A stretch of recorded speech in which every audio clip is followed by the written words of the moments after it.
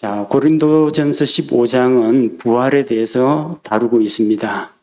그러다 보니까 내용이 상당히 방대한데 한꺼번에 다 할 수 없어가지고 조금씩 다루고 있습니다. 오늘 내용이 부활에 대해서 우리가 그동안 궁금했던 것들에 대해서 한번 다시 되짚어보는 아주 중요한 시간이 되리라 생각합니다. 우리는 어떤 몸으로 부활하는가? 영광스러운 부활의 몸에 대해서 살펴보도록 하겠습니다. 자, 죽은 자들의 부활에 대해서 어떤 의문이 있을 수가 있습니다. 그 당시 고린도가 위치해 있는 요 문화권 안에서는 죽은 사람이 다시 살아난다, 믿지 못할 이야기로 간주가 되었습니다. 그리스 문화에서는 이 인간의 논리와 이성을 중요시했습니다. 그리고 수학이나 천문학이나 자연과학도 발전했습니다. 그래서 그들은 죽은 자들이 다시 살아난다는 것을 좀처럼 믿으려고 하지 않았습니다. 사람이 죽으면 분해되어서 한 줌 분토로 돌아간다, 땅의 거름이 된다, 식물을 위한 토양이 된다고 생각했습니다. 그리고 사람들은 사람의 사책은, 짐승의 사책은 그 분해되어 있는 것을 식물의 뿌리를 통해서 양분으로 흡수하면은 그 곡식과 채소를 먹게 될 거 아닙니까? 그럼 그 죽은 사람이 몸을 구성하고 있던 그 원소가 다른 사람의 몸의 일부가 된다고 생각해 봅시다. 그럼 나중에 부활할 때 그것은 누구의 몸이 되느냐? 이 사람들 논리로 생각하니까 도저히 이게 받아들여지지가 않는 겁니다. 근데 사람들이 착각하고 있는 것 중에 하나가 뭐냐면요, 부활이 마치 우리가 옛날에 죽기 전에 살았던 그 몸을 다시 되입는다라고 생각하기 때문입니다. 그래서 어떤 분들은 내가 죽거든 화장을 하지 말라, 불태우지 말라, 뼈가루 만들어가지고 바다에 뿌리지 말라, 그러는 분들도 있습니다. 그분들 심정을 모르는 건 아닙니다. 죽으면 불에 타는지 물에 뿌려지는지 알게 뭡니까? 몸에 감각이 없는데, 그리고 벌써 하나님 품에 안겨 있는데 지상에 있는 이 죽은 시체가 뭐가 그리 중요하겠습니까? 그런데 이제 문제가 뭐냐면은 우리가 어떻게 부활하는지에 대해서 잘 알지를 못하다 보니까 내가 죽었을 때의 그 몸이 다시 그대로 일어나는 것만 생각한다는 겁니다. 그 가운데는 미생물에 의해서 분해돼 가지고 거름이 된 몸도 있을 테고요, 물고기에 밥이 된 그 맹수에게 뜯어먹혀 가지고 그 맹수가 영양소로 그냥 흡수해버린 그런 몸들도 있을 거 아닙니까? 근데 이 부활은 우리가 죽기 이전의 모습으로 돌아가는 그런 것과는 다릅니다. 부활이라는 것은 하나님께서 이 지구상에 살다가 죽은 성도들의 몸을 여기서 저기서 조각조각 모아가지고 퍼즐 맞추는 작업이 아니라는 겁니다. 하나님께서 하나님의 품에 안겨있는 그 영과 혼에게 새로운 몸을 우리에게 주신다고 했습니다. 자꾸 지구상에 있는 어떤 원소라든지 분자라든지 이런 거 끌어모아갖고 원상복구시키는 걸로 생각하면 안 됩니다. 그건 성경에서 말하는 그런 부활이 아니라는 겁니다. 자, 어떻게 죽은 자들이 이렇게 지느냐, 그들이 어떤 몸으로 오느냐, 여기에 대해서 사람들이 의문을 가지고 있을 수가 있습니다. 거기에 대한 이야기를 합니다. 그러나 이것은 하나님께서 하늘에 속한 이 신비한 것들을 우리에게 보여주시기 때문에 우리가 이 모든 것을 논리적으로 다 이해할 수는 없습니다. 여기에는 우리가 믿음으로 받아들여야 할 그런 부분들이 있다는 겁니다. 사람들이 잘 이해를 못하니까 하나님께서는 비유를 들어가지고 이야기를 하십니다. 비유란 무엇을 말하느냐? 성경에서 말하는 비유는 하늘에 속한 진리를 설명하기 위해서 사람들이 흔히 땅에서 쉽게 볼 수 있는 어떤 현상을 가지고 영적인 의미를 설명하는 것을 이야기합니다. 사람들이 부활에 대해서 그런 의문을 가지니까 36절에서 이렇게 답합니다. 너 어리석은 자여, 내가 뿌리는 것이 죽지 아니하면 살아나지 못한다고 했습니다. 뿌리는 것, 씨앗을 뿌리죠. 씨앗을 뿌리는데 그게 죽지 않으면 살아나지 못한다고 했습니다. 씨앗이 죽는다는 것은 무엇을 말합니까? 여기서 씨앗이 죽는다는 것은 씨앗으로의 삶이 끝나는 것을 이야기합니다. 씨앗이 죽는다는 것이 씨앗이 썩어서 생명력을 잃어버리는 것을 말하는 게 아닙니다.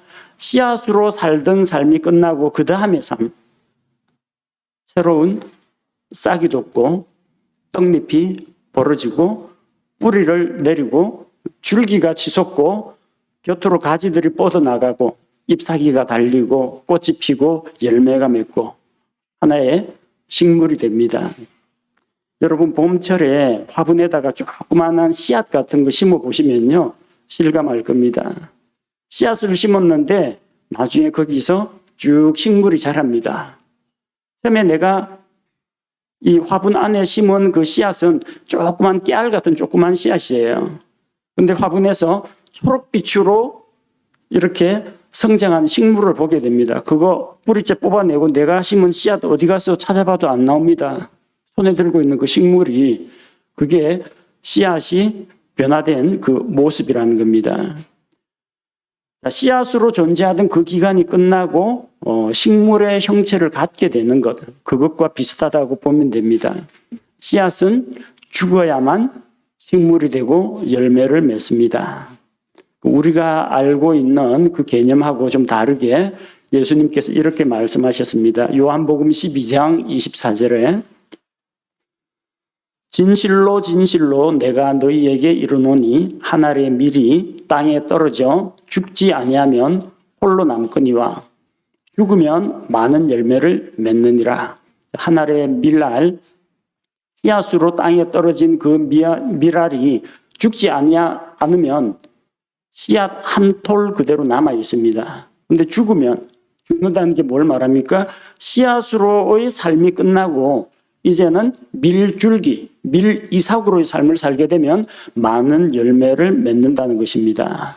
즉 이것은 무엇을 말하느냐면 현재의 몸이 죽어야만 새로운 몸으로 부활하게 된다는 걸 이야기합니다. 죽지 않으면 부활이 없습니다. 아주 중요한 내용입니다. 죽어야만 부활이 있습니다. 자, 그러면은 그 현재의 이 씨앗과 미래에 자라게 될 식물하고의 관계는 어떤 관계가 있느냐? 37절, 38절에 나옵니다. 또 내가 뿌리는 것으로 말하건대 내가 앞으로 있을 그 몸을 뿌리지 아니하고 밀이든 어떤 다른 곡식이든 다만 맨 알갱이를 뿌린다고 했습니다. 자, 벽실을 뿌린다고 할 때 뭘 뿌립니까? 이 벼, 식물 본체, 벼 줄기, 아니 보리 이삭을 땅에다가 던지지는 않습니다. 땅에 뿌려지는 것은 조그만한 그 곡식 나달입니다. 아직까지 씨눈이 살아있는 그리고 껍질이 남아있는 씨앗입니다. 뿌릴 때는 씨앗 상태인 밀, 보리, 콩 등 곡식의 알갱이를 뿌립니다. 그 식물이 장차 자라서 될 모습 그 자체를 뿌리지는 않는 겁니다. 즉 이것은 무엇을 말하느냐 하면은 뿌리는 씨앗하고 나중에 그 씨앗이 발화해가지고 자란 식물하고는 다른 모습이라는 겁니다. 차이점이 있다는 겁니다. 자, 그러면 어떤 모습으로 변화가 되느냐? 자, 38절에 보니까 하나님께서 친히 기뻐하시는 대로 그것에게 몸을 주시며 또 모든 씨에게 그것 자체에 몸을 주신다고 했습니다. 그것 자체의 몸. 그 씨앗이 담고 있는 그 유전 정보를 가지고 있는 그 식물이 되는 겁니다. 밀을 심으면 싹이 트고 자라나서 밀이삭이 됩니다. 콩을 심으면 나중에 콩줄기가 나옵니다. 콩을 심은데 거기서 옥수수가 나오는 일은 없다는 겁니다. 콩 심은데 콩 나고 팥 심은데 팥 난다. 이거는 우리가 굳이 멘델의 유전의 법칙 그런 걸 이야기하지 않아도 일반 상식적으로 알고 있는 이야기입니다.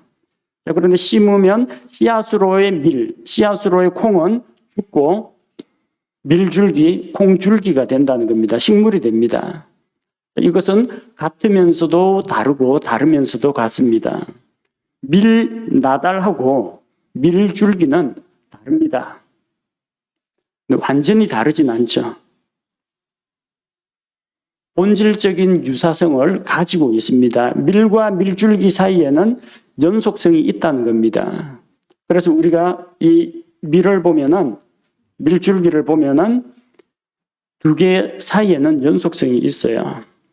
DNA 검사하면 똑같이 나옵니다.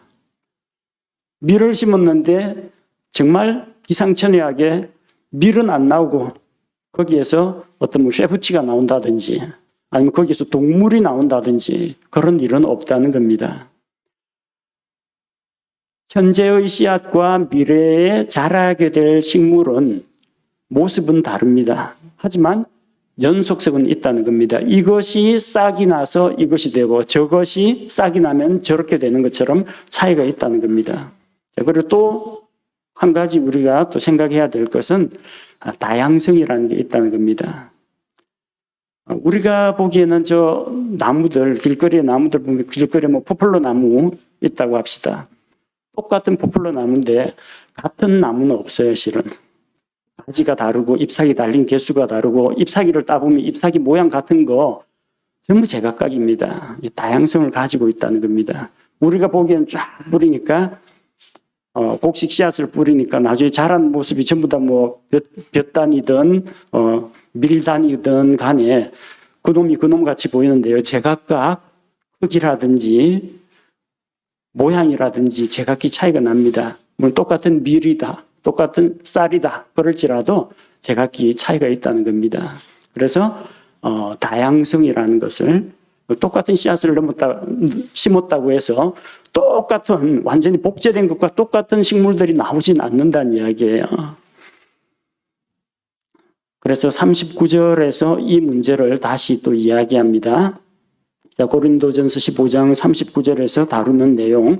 모든 육체가 같은 육체는 아니니 한 종류는 사람의 육체요. 다른 것은 짐승의 육체요. 다른 것은 물고기의 육체요. 다른 것은 새의 육체라. 자, 종과 종 사이에 차이가 있습니다.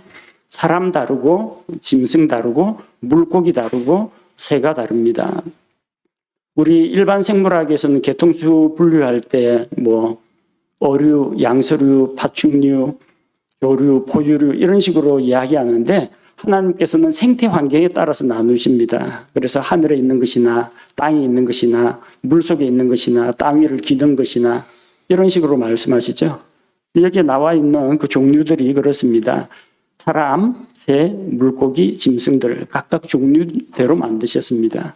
그러면 여기에 나와 있는 육체 중에서 보니까 모든 육체가 다 같은 육체는 아니니 한 종류는 사람의 육체였습니다. 사람의 육체는 짐승하고는 다르다. 알고 계신 바와 같습니다. 그러면은 한 종류인 사람의 육체는 모두 다 똑같습니까? 아니죠. 지구상에 80억, 90억 인구가 있다 하더라도 그 각각 사람의 육체는 또 그 안에서 제각기 다르다는 겁니다.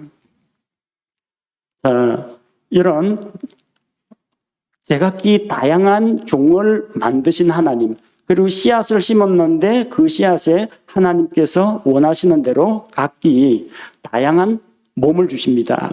하나님께서 기뻐하시는 대로 그것 자체에 몸을 주신다고 했습니다. 하나님께서는 다양한 종을 만드신 것처럼 한 종 안에서도 다양한 몸, 다양한 육체들을 만드실 수가 있다는 겁니다. 만약 그렇다면 우리가 부활할 때 현재의 새의 육체, 짐승의 육체, 물고기의 육체, 사람의 육체하고 또 다른 어떤 몸을 하나님께서 만드실 수도 있다라는 겁니다. 하나님의 능력으로 그게 가능하다는 겁니다. 그리고 그 몸은 같은 어떤 몸이라고 할지라도 한 종류로 만들었다고 할지라도 그 종류 안에서 각 개체는 각기 다른 모양을 하나님께서 원하시는 대로 주실 수가 있다는 겁니다. 지상에 있는 이야기를 했습니다. 사람, 짐승, 물고기, 새. 40절과 41절에서는 또한 하늘에 있는 몸들도 있고 땅에 있는 몸들도 있으나 하늘에 있는 것들의 영광이 이러하고 땅에 있는 것들의 영광이 저러하니라. 하늘에 있는 몸, 땅에 있는 몸, 얼핏 생각하니까 하늘에 있는 몸, 장차 우리가 부활해서 입게 될 몸, 땅에 있는 몸, 현재의 이 육신, 이렇게 생각하는 분들이 있을 수가 있습니다. 근데 이 하늘에 있는 몸은요, 하늘에 있는 천사들, 스랍들, 그룹들의 몸을 말하는 게 아닙니다. 그들은 몸이 아니라 영입니다. 그들에게는 몸이 없습니다. 또 하늘에 있는 몸들은 우리가 나중에 저 하늘나라에 올라가서 예수님을 만나서 거룩한 모습으로 변화되었을 때의 어떤 몸, 그것을 의미하는 것이 아닙니다. 이 하늘에 있는 몸은 저 하늘을 날아다니는 새 이야기가 아닙니다. 그건 앞절에서 했습니다. 앞절에서 새의 육체, 플래시라고 되어 있습니다. 지금 이야기하는 것은 하늘에 있는 몸, 바디를 이야기합니다. 자, 근데 이 하늘에 있는 몸들을 이야기할 때 영어 성경에 heavenly body가 아닙니다. 뭐라고 되어 있어요? celestial body라고 되어 있습니다. celestial, 천상, 천공, 저 지구 밖 우주를 이야기합니다. 지구 대기권 말고 저 하늘 위를 이야기합니다. 하늘, celestial이란 말에 하늘이란 말이 들어갑니다. 하늘천. body는 몸이죠. 한자로 몸체, 붙여서 전체. 하늘에 있는 해, 달, 별들을 이야기합니다.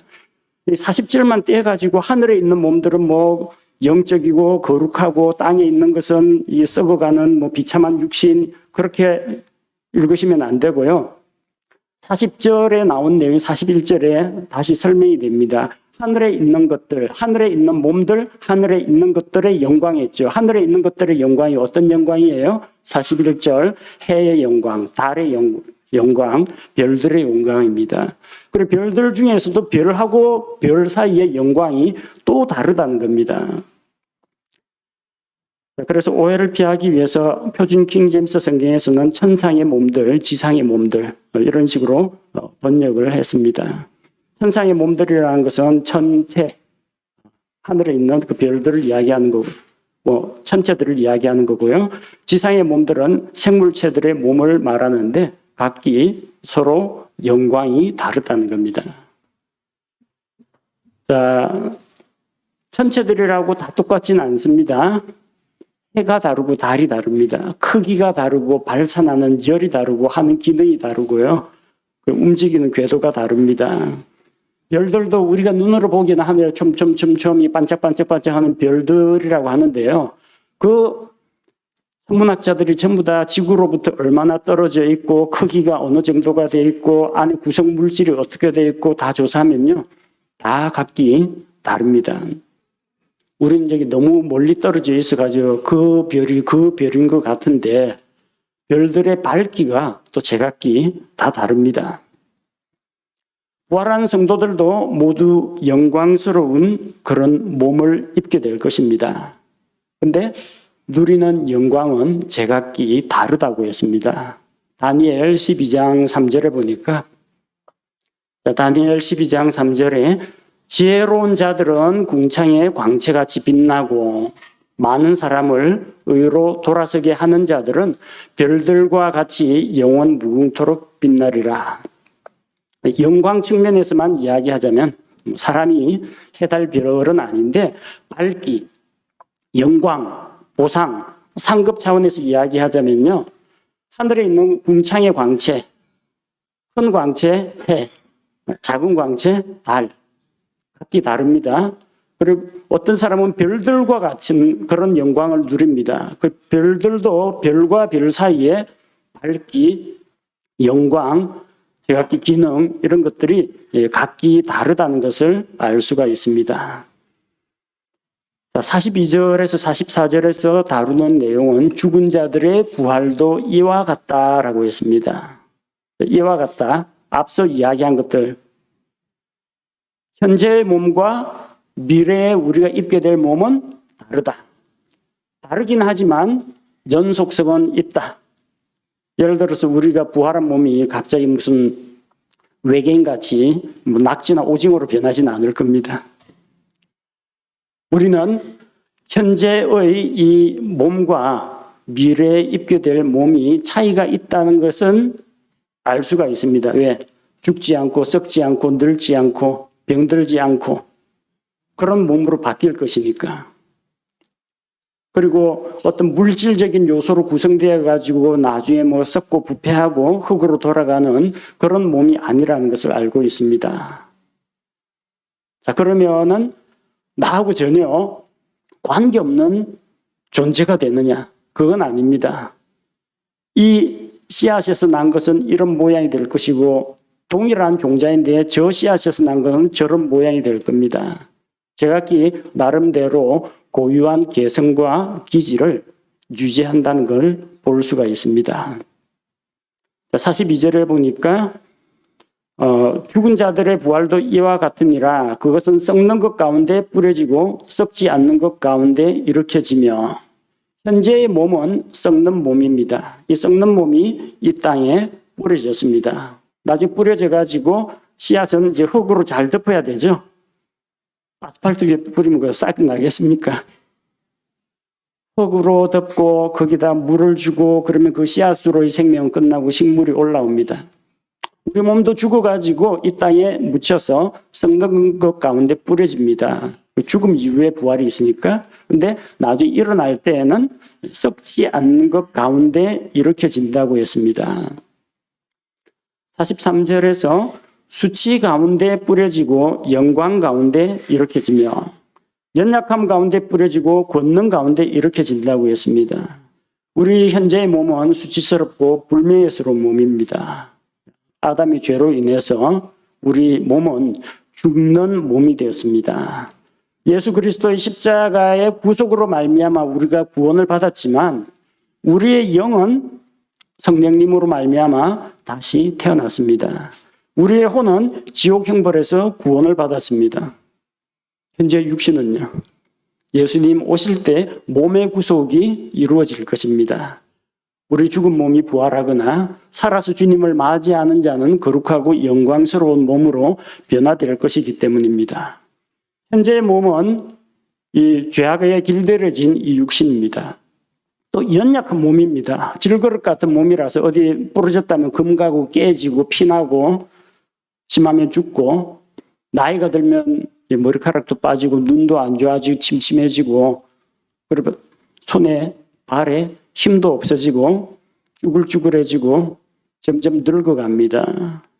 그러나 이 연약한 몸이 권능 있는 몸으로 변화된다고 했습니다. 44절 말씀을 보면은 본성에 속한 몸으로 뿌려지고 영에 속한 몸으로 일으켜지나니 본성에 속한 몸이 있고 영에 속한 몸이 있다고 했습니다. 본성에 속한 몸, 우리 인간이 태어나면서 날 때부터 가지고 있는 그런 속성들을 아담으로부터 유전받은 그런 본성, 인간의 본성이 어떠하다고요? 거짓되고 부패하고 사악하다고 했습니다.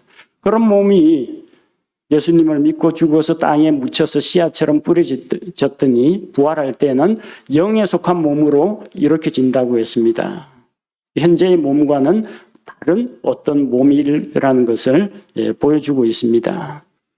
자, 우리가 입게 될 새로운 몸은 현재의 우리와 연계성은 있지만 죽기 전과 완전히 동일한 그런 몸은 아니라는 겁니다. 이 죽은 시체를 무슨 강시 일으키듯이 일으킨 그런 몸은 아니라는 겁니다. 자, 45절에서 49절 말씀에 보니까 아담과 예수 그리스도의 역할, 그 차이점에 대해서 보여주고 있습니다. 아담과 예수 그리스도 어떤 유사점이 있고 어떤 차이점이 있느냐. 고린도전서 15장 45절이 개역성경에는 이렇게 번역되어 있습니다. 개역성경에는 기록된 바 첫사람 아담은 산 영이 되었다 함과 같이 마지막 아담은 살려주는 영이 되었나니. 산 영, 살려주는 영. 이거 어디에 나오는 거냐면요. 창세기 2장 7절.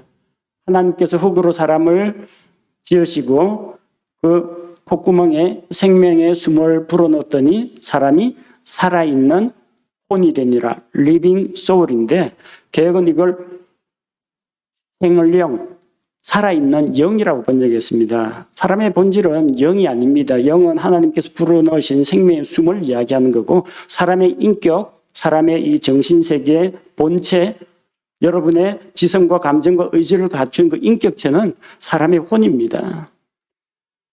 그래서 이거는 사람을 아담을 산영이라고 하면 안 되고 혼이라고 번역해야 맞습니다. 아담은 살아있는 혼이었습니다. 그 본성에 속해 있습니다. 땅에 속해 있습니다. 그리고 부모로부터 태어나는 첫 번째 출생이 바로 아담에게 속한 그런 생입니다. 그러나 우리 주 예수 그리스도께서는 살려주는 영이 되셨습니다. 그래서 본성에 속한 존재가 아니라 영에 속한 자요, 땅에 속한 자가 아니라 하늘에 속한 자입니다. 첫째 출생이 아니라 두 번째 출생, 중생, 다시 태어난 자, born again, 거듭난 자를 이야기합니다. 자, 아담과 예수 그리스도가 얼마나 다른지는 우리가 로마서 5장에서 살펴보았습니다. 한 사람의 범죄로 말미암아 죄가 들어오고 죄로 말미암아 사망이 찾아왔고 아담과 똑같은 죄를 짓지 않은 자들 위에도 사망이 군림하고 왕노로 됐다고 했습니다.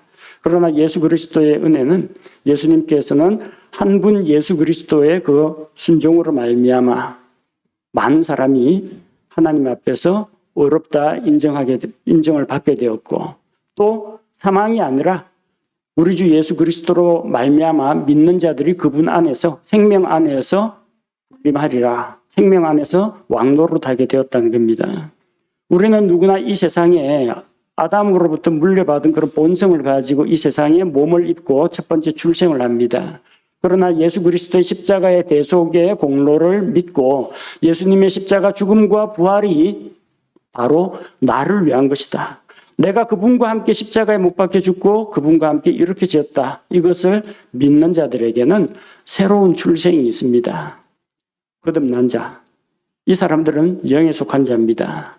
그래서 만약에 아담에게 속한 자로 태어나가지고 그걸로 인생이 끝이면은 그 사람은 결국 흙에 속한 자, 영원하지 못한 자가 됩니다.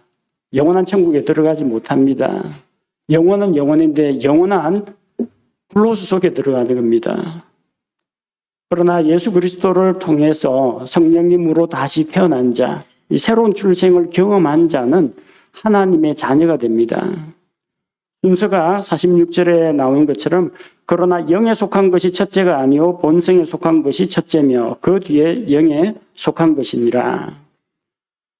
육신의 출생이 먼저입니다. 이 세상에 생명을 가지고 육신의 생명을 가지고 태어납니다. 그런 다음에 그 다음에 우리가 복음을 통해서 예수 그리스도를 믿고 구원받아서 두 번째 출생을 경험하게 됩니다. 성령님으로 다시 태어나게 되는 겁니다. 먼저 아담의 후손으로 태어나고 그 다음에는 하나님의 자녀로 다시 태어나게 됩니다. 47절 말씀을 보니까 첫째 사람 아담이죠. 아담은 땅에서 나서 땅에 속하거니와 아담은 땅의 흙으로 창조된 존재입니다. 그리고 그가 죄를 지음으로 말미암아 너는 흙이니 흙으로 돌아가라고 했습니다. 죽어서 흙으로 돌아가는 그런 존재, 땅에 속한 자입니다. 그러나 둘째 사람 예수 그리스도는 하늘로부터 나신 주시니라. 예수님은 하늘에 속한 자, 영에 속하신 분이라는 겁니다. 우리가 어디에 속한 자가 되느냐? 땅에 속한 자가 되느냐? 아담에게 속한 자가 되느냐? 아니면은 예수 그리스도께 속한 자, 하늘에 속한 자가 되느냐? 여기에 따라서 사람들의 영원한 미래가 결정됩니다. 하늘에 속한 자, 예수 그리스도께 속한 자, 그들은 장차 그리스도와 같은 형상으로 변화가 될 것입니다. 49절 말씀처럼 우리가 땅에 속한 그 사람의 형상을 지닌 것 같이 신자나 불신자나 누구나 처음 태어날 때는 자연인은 아담의 형상을 가지고 있습니다. 땅에 속한 사람의 형상을 가지고 있습니다. 그런데 이 고린도 전서를 받아보는 고린도 교회 성도들은 구원받은 자들입니다. 그들은 또한 하늘에 속하신 그분의 형상을 지니게 될 것이다. 우리가 예수 그리스도의 형상을 지니게 될 것이라는 겁니다. 이것이 우리에게 있는 소망입니다. 그분의 형상이 뭘까요? 그분의 형상. 그분의 형상은 예수 그리스도의 그 거룩하신 성품, 그것을, 그분의 영광, 그것을 우리가 함께 누린다라는 것을 이야기합니다. 이걸 지나치게 문자적으로 해석하는 사람들이 있어요. 우리가 그분의 형상을 지니게 된다. 아, 부활하면 예수님처럼 된다. 예수님처럼 된다. 예수님처럼 된다는 게 어떤 이야기예요? 피터 러크만을 추종하는 사람들, 말씀 보존학회에서는 이렇게 가르칩니다. 요한일서 3장 2절 3절에 나오는 것처럼 우리가 그분과 같이 될 것을 안다라고 했는데 그분과 같이 된다고 했고, 또 오늘 본문 49절에 보니까 그분의 형상을 지니게 된다고 했고, 또 누가복음 20장에 가보니까 부활의 몸에 대해서 이야기할 때 하늘의 천사들 같다라고 하니까 그쪽에서는 이것을 잘못 곡해가지고 부활하면은 남자고 여자고 성별 구분이 없어지고 전부 동양계 유대인 33세 반어의 유대인 남자로 변신하게 된다. 이렇게 가르치는 사람이 있습니다. 천사들과 같이 된다고 했으니까 천사들 여자 천사 없잖아요. 그러니까 전부 다 남자가 된다는 겁니다. 그럼 나이는 할아버지, 청년, 아니면 어린아이 언제 시절로 돌아가느냐. 예수님이 33세 반, 33년 6개월 사시고 죽으셨다가 부활하셨는데 우리가 부활하신 예수 그리스도와 같은 모습이 된다면 우리도 33세 반의 나이대로 돌아간다. 그럼 저기 다니도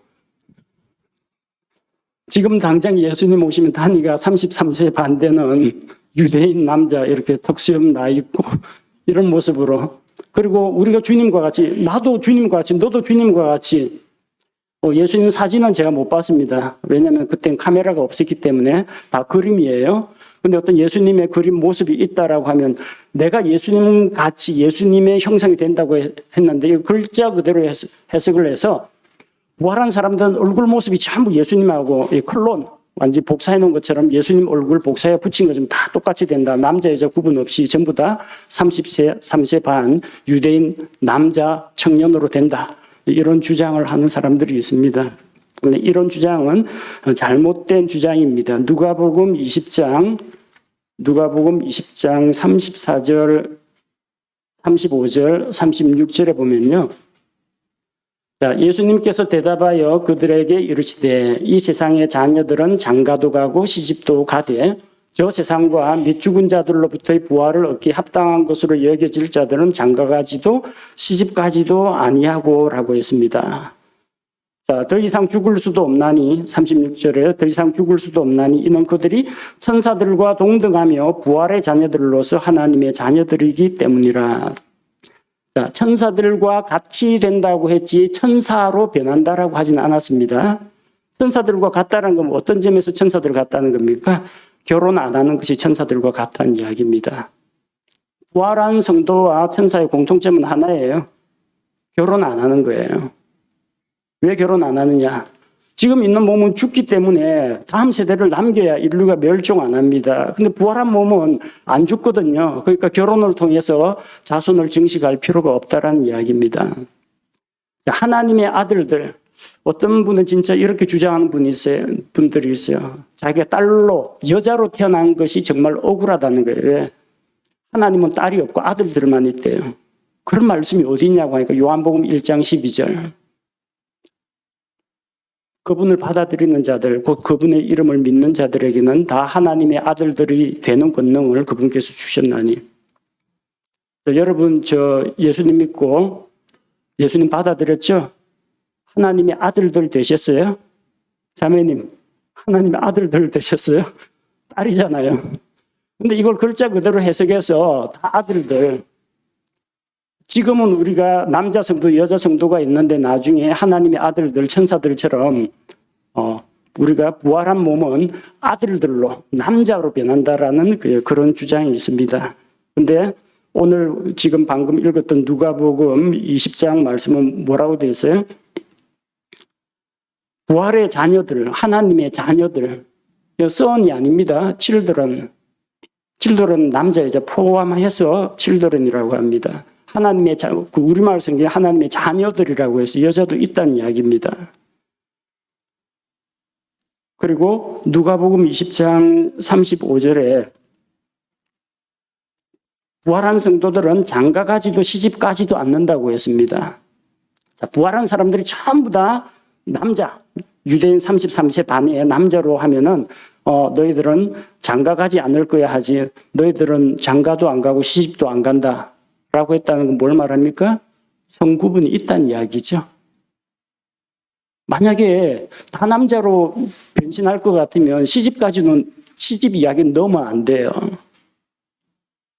장가도 안 가고 시집 가지도 않는다는 것은 남성이고 여성이긴 하지만 결혼은 하지 않는다는 그런 이야기입니다. 요한일서 3장 2절 3절에 사랑하는 자들아 우리가 지금은 하나님의 자녀들이라.